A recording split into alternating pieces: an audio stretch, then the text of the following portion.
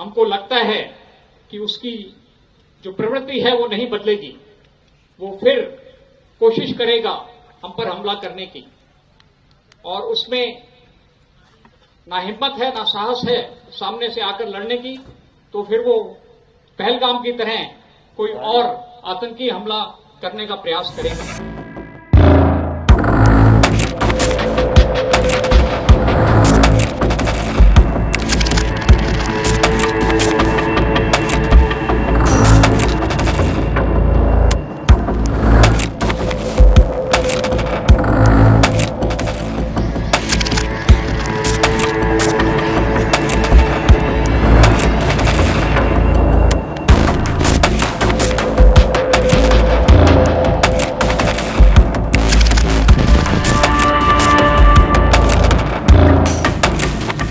मैं तो ये मानता हूं कि जो पाकिस्तान का सोचने का तरीका है उसमें जब तक बदलाव नहीं आएगा तब तक इस तरह की जो वो कार्रवाई करता है वो करता रह सकता है, क्योंकि उसके पास अभी हमसे युद्ध लड़ने की क्षमता नहीं है।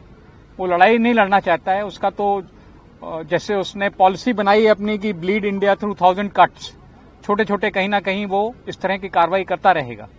तो मेरा ये मानना है कि भले ही हमने सिंदूर में उसको बहुत बड़ी शिकस्त दी है, we have defeated him in Sindoor, like you said, we have destroyed his post, destroyed his air bases, but he may again attempt something, so we have to remain prepared. So that's why हमारी जो तैयारी है उसमें कोई कमी नहीं है, और हमारा ये मानना है कि इस बार जो भी हम एक्शन लेंगे वो पिछली बार से ज्यादा हो।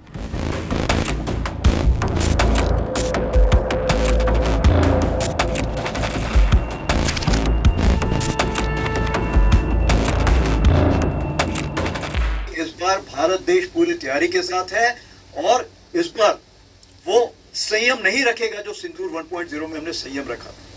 इस बार हम आगे की कार्रवाई करेंगे, और कुछ ऐसी कार्रवाई करेंगे कि हो सकता है पाकिस्तान को सोचना पड़े कि उसे इतिहास में, भूगोल में रहना है कि नहीं रहना है।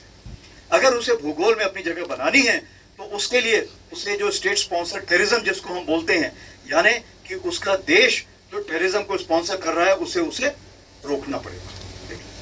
तो आप अपनी पूरी तैयारी करके रखिए, और अगर परवरदिगार चाहेंगे, भगवान चाहेंगे, वाहिगुरु चाहेंगे तो बहुत जल्दी ही आपको मौका मिलेगा। उसके लिए ऑल द बेस्ट। जय हिंद। अगर सरक्रीक इलाके में पाकिस्तान की ओर से कोई भी हिमाकत की गई तो उसे ऐसा करारा जवाब मिलेगा कि इतिहास और भूगोल दोनों बदल जाएंगे मेरे साथियों। और 1965 की जंग में भारत की सेना ने लाहौर तक पहुंचने का सामर्थ्य भी दिखाया। आज 2025 में पाकिस्तान को याद रखना चाहिए कि कराची का एक रास्ता क्रीक से ही होकर गुजरता है।